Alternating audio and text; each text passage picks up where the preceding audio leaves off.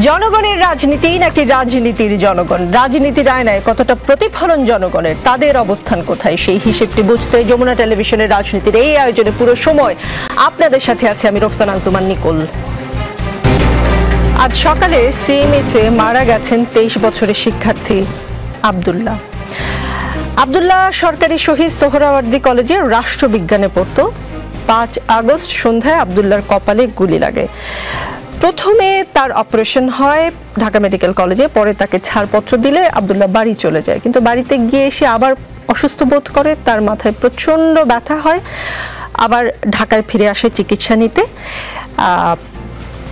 কিন্তু মাথার ভেতরে সংক্রমণ শনাক্ত হয় এবং চিকিৎসা নিতে নিতে আজ বিদায় নিয়েছেন আমাদের মধ্য থেকে আব্দুল্লাহ। আজকের রাজনীতিতে আমাদের সঙ্গে আছেন রক্তিম জুলাই 24-এর আহ্বায়ক সাইফুদ্দিন মোহাম্মদ ইমদাদ, আমাদের সঙ্গে আছেন সিনিয়র সাংবাদিক আশরাফ কায়সার, আছেন আসাদুল্লাহ আল গালিব, তিনি বৈষম্য বিরোধী ছাত্র আন্দোলনের সমন্বয়ক, আছেন বিএনপি দলীয় সাবেক হুইপ ব্যারিস্টার রুমিন ফারহানা। সাইফুদ্দিন মোহাম্মদ ইমদাদ, আমরা যতদূর জানি আপনি 5 থেকে 6% দেখতে পান। আলোর একটা চোখে, আরেকটা চোখে পুরোপুরি দেখতে পান, মানে একটা চোখে আলোর অনুভূতি শুধু টের পান, বিষয়টা এইরকম। মানে একটা চোখে দৃষ্টিশক্তি প্রায় হারিয়েছেন। এই বাংলাদেশ আপনি কেমন দেখতে চান? মানে আপনার যেই চোখটা পুরোপুরি দেখতে পান সেই চোখেও, এবং যে চোখে প্রায় দৃষ্টিশক্তি হারিয়েছেন এবং দেখতে পান না সেই চোখে দেখতে পান, মানে আপনি কোন কোন বিষয়ে সংস্কার চান? নির্বাচন আগে চান না সংস্কার আগে চান? আপনাকে সরকারের তরফ থেকে বা বৈষম্য বিরোধী ছাত্র সংগঠনের পক্ষ থেকে, এই প্ল্যাটফর্ম ছাত্র আন্দোলনের পক্ষ থেকে, কিংবা কোনো রাজনৈতিক দলের কেউ কি আপনাকে এসে প্রশ্ন করেছে যে কেউ কি জানতে চেয়েছে যে আপনি সংবিধান পুরোপুরি ছুঁড়ে ফেলতে চান না সংস্কার চান? আপনি কি চান যে বিচার বিভাগে কেমন সংস্কার আপনি দেখতে চান? আপনি কি চান যে এই রাষ্ট্রপতি থাকুক অথবা না থাকুক? আপনি কি আওয়ামী লীগকে নিষিদ্ধ করতে চান অথবা চান না? মানে কেমন মানুষদের আপনি উপদেষ্টা পরিষদে দেখতে চান? কেউ কখনো এসে আপনাকে জিজ্ঞেস করেছিল? এমন করে যেটা জিজ্ঞেস মানে আপনি জানতে চাইছেন, যদি আমি উত্তর করে, আসলে ওভাবে কেউ জানতে চায় না একেবারে যে আমাদের চাওয়াটা কি, যে আমরা কি চাই। যে আমার চোখ নিয়ে খুব বেশি আমার হতাশা বা আফসোস নাই। আমি দেশের জন্য দিতে পারছি, সেটা আমার দেশ সুন্দর যেন হতে পারে। দেশটা যেন, আগে আমরা বিভীষিকাময় একটা জায়গায় ছিলাম, কথা বলতে পারতাম না, চলতে পারতাম না, সব কিছুর মধ্যে একটা বাধা ধরা নিয়ম ছিল, সবাই সাহসীনতায় ছিলাম। আমার দেশটা এখন নতুন করে উজ্জীবিত হয়েছে। দেশটাকে আমরা পিছিয়ে যে সময় ফেলে আসছি সেভাবে আর দেখতে চাই না।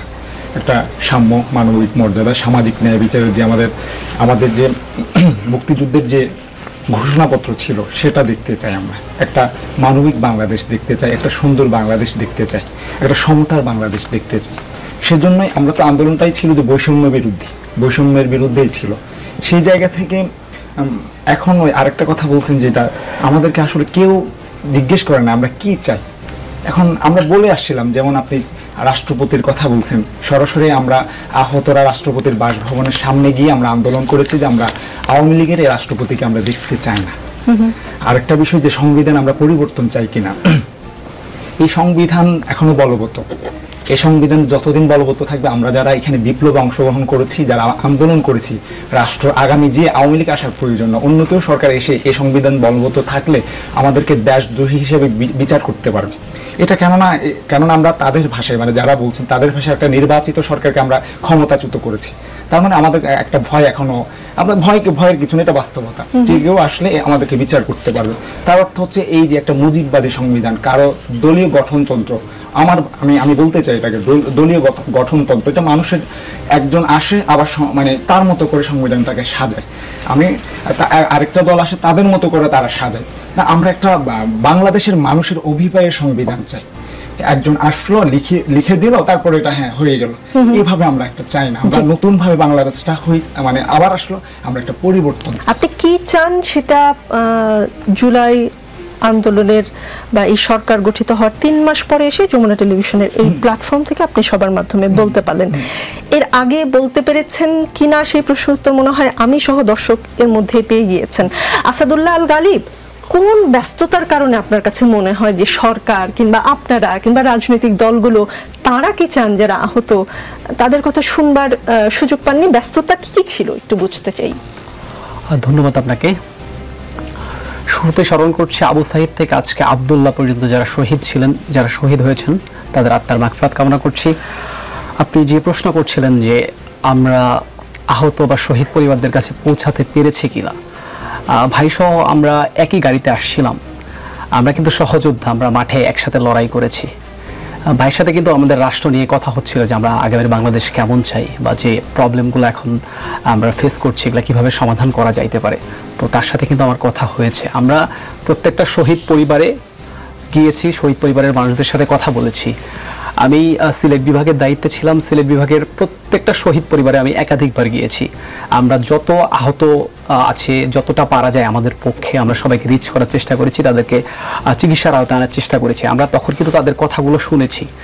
তাদের কথা শুনেই কিন্তু এই যে রাষ্ট্রপতির যে আমরা পদত্যাগ দাবি করেছি, এটা কিন্তু আমাদের দাবি ছিল না, এটা ছিল সকলের দাবি, আমাদের আহত শহীদ যারা পরিবার আছেন সকলের দাবি। তো আমরা আমাদের জায়গা থেকে আমরা সকল আহত শহীদ এবং আমাদের যত যোদ্ধা ছিল সকলের কাছে পৌঁছানোর চেষ্টা করেছি। আমরা সবাই ঐক্যবদ্ধ থাকার চেষ্টা করছি এবং সবাই একসাথে আমরা আমাদের যে কাজগুলো সেগুলো করে যাচ্ছি। নিশ্চয়ই আপনারা একসঙ্গে করছেন। তাহলে 14 ঘন্টা আহতরা যে পথে ছিলেন পঙ্গু হাসপাতাল এবং পাশে যারা চক্ষু বিজ্ঞান ইনস্টিটিউটে, তারা কেন ছিলেন বলেন তো 14 ঘন্টা পথে?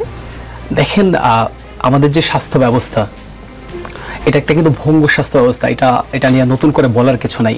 কিন্তু এই জুলাইয়ে যে আহত আমাদের ভাইরা ছিলেন, আমাদের যে পরিসংখ্যান আসছে সে পরিসংখ্যান অনুযায়ী প্রায় 24,000, একটা অল্প সময়ের মধ্যে হিউজ আহত। তো রাষ্ট্রের তো সক্ষমতা থাকতে হবে, রাষ্ট্রের সক্ষমতা নাই। এরপরেও রাষ্ট্রের জায়গা থেকে রাষ্ট্র কাজ করছে, সরকার কাজ করছে, আমরা আমাদের জায়গা থেকে আমরা সর্বোচ্চ চেষ্টা করছি। এরপরেও আমরা মনে করি এখানে আমাদের হয়তো বা কিছু খামতি থাকতে পারে, সরকারেরও আছে। আমরা সেই পয়েন্টগুলো ফাইন্ড আউট করছি এবং সরকারের নজরে নিয়ে আসছি যাতে করে এই সমস্যাগুলো দ্রুত সমাধান করে আমাদের যে আহত এবং শহীদ যে পরিবারগুলো আছে তাদেরকে দ্রুত পুনর্বাসন করা যায়, আহতদের চিকিৎসা নিশ্চিত করা যায়। জি, আশরাফ কায়সার, গতকাল 14 ঘন্টা পথে থাকার পর আহতরা আজকে আমরা দেখলাম সচিবালয়ে উপদেষ্টাদের সঙ্গে আহতদের দুটি গ্রুপের বৈঠক হয়েছে এবং সেখানে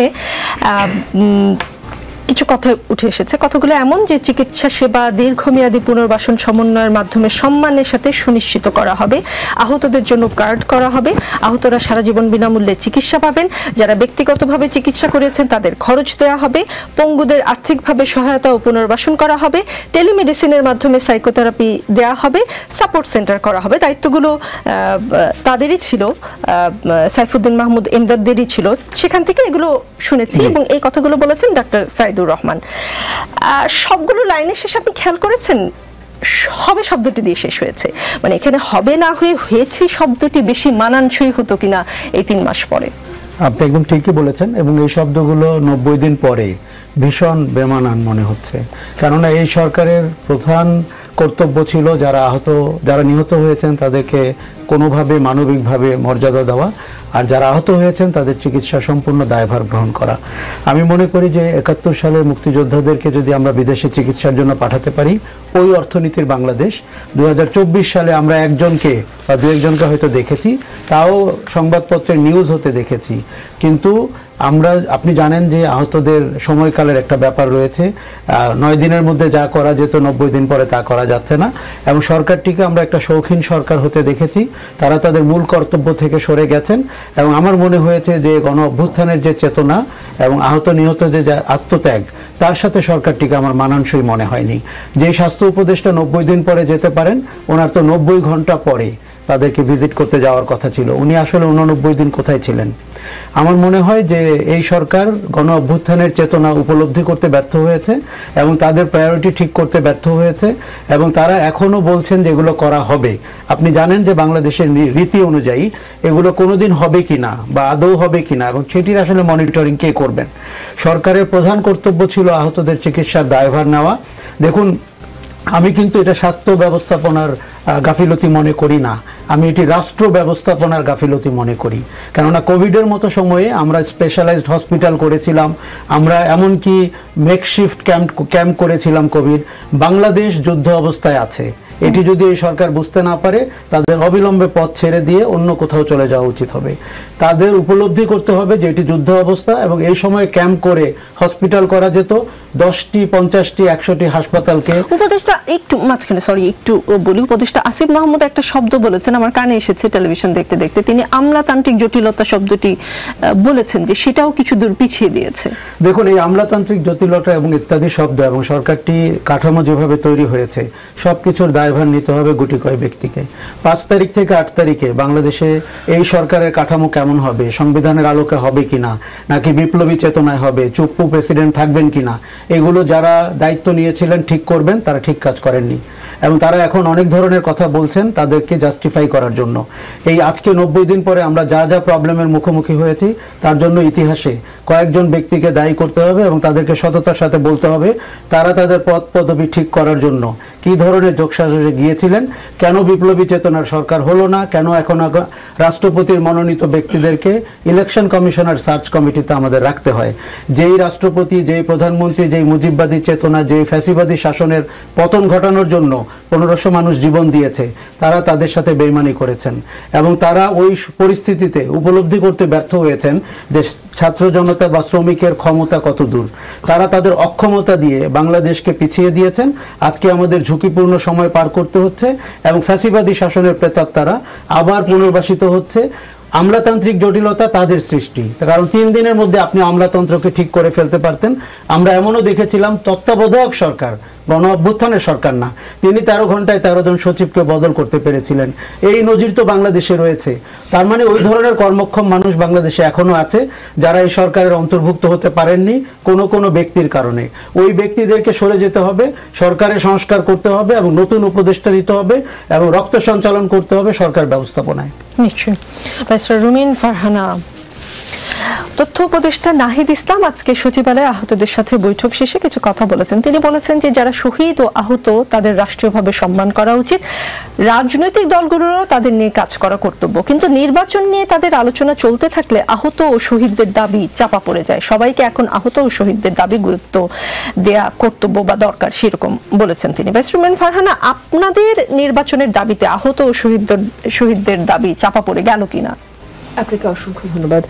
দেখুন, কথাটি এমন একজন বলছেন যিনি সরকারের একটি অংশ, ওতপ্রোতভাবে সরকারের সঙ্গে জড়িত, ডে 1 থেকে যিনি সরকারে আছেন, এবং তিনি বলছেন যে এই 3 মাস পরে এসে যখন স্বাস্থ্য উপদেষ্টা দেখা করতে গেলেন আহত ব্যক্তিদের সঙ্গে এবং আহত ব্যক্তিরা খুবই স্বাভাবিকভাবে সেটার প্রতিবাদ জানালেন, পথে নামলেন, 14 ঘন্টা রাস্তায় অবস্থান করলেন এবং তারা খুবই বিস্ময়ের সঙ্গে বললেন যে তাদের যে আর্থিক সামান্য 1 লক্ষ টাকা করে অনুদান পাওয়ার কথা ছিল, রাষ্ট্রীয় সম্মাননা বরং আমরা এভাবে বলি, পাওয়ার কথা ছিল, সেটিও তারা পাননি। অর্থাৎ একটি চরম অব্যবস্থাপনা গত 90 দিন এবং এরপরে বোধহয় আরো 10 দিন, মোট 100 দিন ধরে ঘটেছে।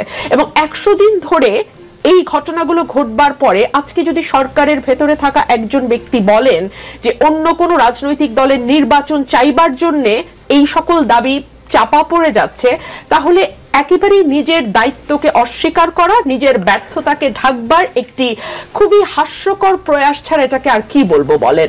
আমি আজকে লক্ষ্য করলাম যে বিএনপি স্ট্যান্ডিং কমিটির মেম্বার সালাউদ্দিন ভাই এবং সেই সঙ্গে বিএনপির স্বাস্থ্য বিষয়ক সম্পাদক রফিক ভাই সহ রুহুল কবির রিজভিও গেছেন আহতদের সঙ্গে দেখা করতে। তারা তাদের যেই সাধ্য, দলীয় সাধ্য অনুযায়ী তারা সেখানে ডোনেটও করেছেন এবং তারা বলেছেন যে বিএনপি যদি আগামীতে মানুষের ভোটে রাষ্ট্র ক্ষমতায় যায়, রাষ্ট্রের দায়িত্বভার গ্রহণ করে, ডেফিনেটলি তাদের প্রত্যেকের চিকিৎসার ব্যবস্থা রাষ্ট্রীয়ভাবেই করা হবে। এবং আমি মনে করি ব্যক্তিগতভাবে রাষ্ট্র ক্ষমতায় যেই যাক না কেন, এটা কিন্তু সকলেরই দায়িত্ব, কারণ এই রক্তটা ঝরেছে, এই দৃষ্টিটা হারিয়েছেন আমার ভাই এই দেশের জন্য, দেশের মানুষের জন্য। আজকে ওনারা এই আত্মত্যাগ করেছেন বলেই কিন্তু আমরা এসে বুক ফুলিয়ে আপনার অনুষ্ঠানে কথা বলতে পারছি এবং এখন আমরা যত প্রতিবাদ, সে কারণে আরেকটু বেশি তাদের প্রতি মনোযোগী হওয়া উচিত ছিল না? বিএনপি অনেক বড় রাজনৈতিক দল, আপনারা রাষ্ট্রপতি ইস্যুতে দুপুরবেলায় দেখলাম আপনাদের দলের 2জন সিনিয়র নেতা চলে গেলেন, প্রধান উপদেষ্টার সাথে দেখা করলেন এবং তারপরে আমরা দেখলাম এই সিদ্ধান্ত নিতে দেরি হলো।